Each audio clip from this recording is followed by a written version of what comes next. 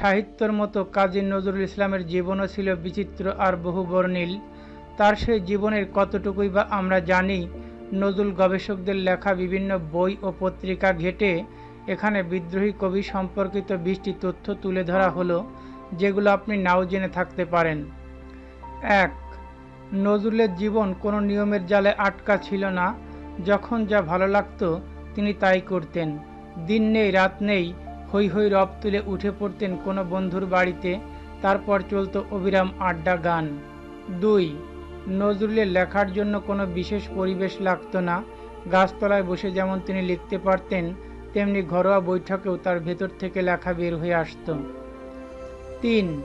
নজরুল ইসলাম কোনো অনুষ্ঠানে গেলে ঝলমলে রঙিন পোশাক পরতেন।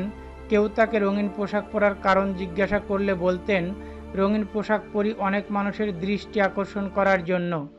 অচিন্ত্য কুমার সেনগুপ্ত তথ্য দিয়েছেন, নজরুল তার ঝলমলে পোশাকের ব্যাপারে বলতেন, আমার সম্ভ্রান্ত হওয়ার দরকার নেই, আমার তো মানুষকে বিভ্রান্ত করবার কথা। 4. নজরুলের পাঠাভ্যাস ছিল বহুমুখী। তিনি কোরআন, গীতা, বাইবেল, বেদ, ত্রিপিটক, মহাভারত, রামায়ণ যেমন পড়তেন, তেমন পড়তেন Shelley, Keats, Karl Marx, Maxim Gorky সহ বিশ্বখ্যাত লেখকদের লেখা। সিরাজুল ইসলাম চৌধুরী তার রবীন্দ্র নজরুল সম্পর্ক এবং তারপরে প্রবন্ধে লিখেছেন, গীতাঞ্জলির গানগুলো নজরুলের মুখস্থ ছিল। রবীন্দ্রনাথের কয়েকটা বড় কবিতাও স্মৃতি থেকে উদ্ধার করতে পারতেন অনায়াসে। 5. বাংলা গানে নজরুলই একমাত্র ব্যক্তি যিনি সব ধরনের বিষয় নিয়ে গান লিখেছেন। তার গানের সংখ্যা অনেকে 4000 বললেও আসলে তিনি গান লিখেছেন প্রায় 8000-এর মতো, যার অধিকাংশই সংরক্ষণ করা যায়নি। 6. বাঙালি কবিদের মধ্যে নজরুলই ছিলেন সবচেয়ে বেশি রসিক। তার কথায় হাসির ঢেউ উঠত। হিরণময় ভট্টাচার্য রসিক নজরুল নামে একটি বই লিখেছিলেন। যারা বইটি পড়েননি তাদের পক্ষে বোঝা কষ্টকর নজরুল কী পরিমাণ রসিক ছিলেন। একটা উদাহরণ দেওয়া যাক। একবার এক ভদ্রমহিলা নজরুলকে খুব স্মার্টলি জিজ্ঞাসা করলেন, আপনি কি পানাসক্ত? নজরুল বললেন, না, বিশ্বাসক্ত। কবির কথায় ভদ্রমহিলার মুখ কালো হয়ে গেল। আর তখনই ব্যাখ্যা করলেন নজরুল, পান একটু বেশি খাই তাই বিশ্বাসক্ত, অর্থাৎ বেশি প্লাস আসক্ত ইকুয়াল বিশ্বাসক্ত। 7. নজরুলের প্রেমে পড়েননি এমন পুরুষ কিংবা নারী খুঁজে পাওয়া ভার। তার চরম শত্রুরাও তার ভালোবাসার শক্তির কাছে হার মেনেছেন। কবি বুদ্ধদেব বসু নজরুলকে প্রথম দেখেন ঢাকা বিশ্ববিদ্যালয়ের জগন্নাথ হলে। তিনি লিখেছেন, সেই প্রথম আমি দেখলাম নজরুলকে এবং অন্য অনেকের মতো যথারীতি তার প্রেমে পড়ে গেলাম। শুধু বুদ্ধদেব বসু নন, তার স্ত্রী প্রতিভা বসু নজরুলের প্রেমে পড়েছিলেন। সেই কাহিনী নিয়ে তিনি লিখেছেন আয়না নামে একটি গল্প। কি অবাক কাণ্ড, স্বামী স্ত্রী দুজনেই একই লেখকের প্রেমে হাবুডুবু খেয়েছেন। 8. কাজী নজরুল ইসলাম প্রচুর পান ও চা খেতেন। লিখতে বসার আগে পর্যাপ্ত পরিমাণ চা আর এক থালা পান নিয়ে বসতেন তিনি। পান শেষ করে চা, এরপর আবার চা শেষ করে পান খেতেন। তিনি বলতেন, লেখক যদি হতে চান লাখ পেয়ালা চা খান। 9. নজরুল ছিলেন সত্যিকারের হস্তরেখা বিশারদ। তিনি অনেকের হাত দেখে যা বলতেন তাই ঘুরতে দেখা গেছে। একবার এক লোককে বললেন, আপনার বিদেশ যাত্রা আছে। লোকটি সত্যি কয়েকদিনের মধ্যে বিদেশ চলে গেল। আরেকজনকে বললেন, আপনি পৃথিবীর বাইরে চলে যেতে পারেন। পরে ওই লোকটির মৃত্যু ঘটেছিল। 10.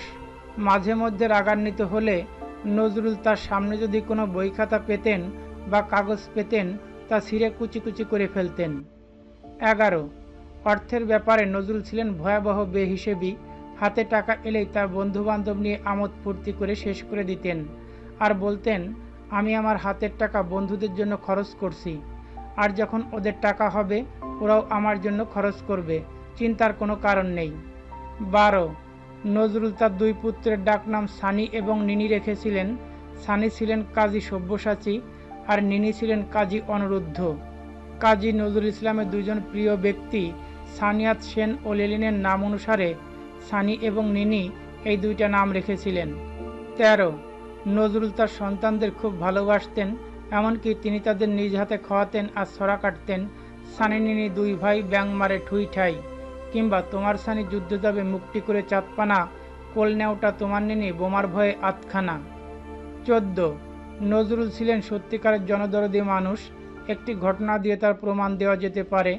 দক্ষিণ কলকাতার এক দরিদ্র হিন্দু মেয়ের বিবাহ। কোনো রকমে কন্যা বিদায়ের আয়োজন চলছে। নজরুল খবরটি পেলেন, তিনি দ্রুত বাজারে গেলেন, এক হিন্দু বন্ধুকে নিয়ে বিয়ের বাজার করলেন। তারপর ধুমধাম করে মেয়েটির বিয়ে হলো।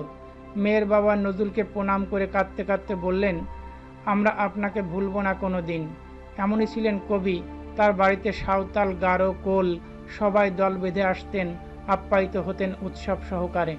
15 নজরুল কবিতা ও গানের স্বত্ব বিক্রি করে উন্নত মানের একটি ক্রাইসলার গাড়ি কিনতে পেরেছিলেন। এই গাড়ি ছিল সেই সময়ের সবচেয়ে বিলাসবহুল ও দামি। 16 নজরুল ট্রেনের প্রথম শ্রেণীর কামরা ভাড়া করে মাঝে মধ্যে প্রমোদ ভ্রমণে যেতেন। 17 নজরুলের দৃষ্টিশক্তি ছিল অসামান্য। তিনি গভীর অন্ধকারেও বহু দূরের কোনো জিনিস স্পষ্ট দেখতে পেতেন।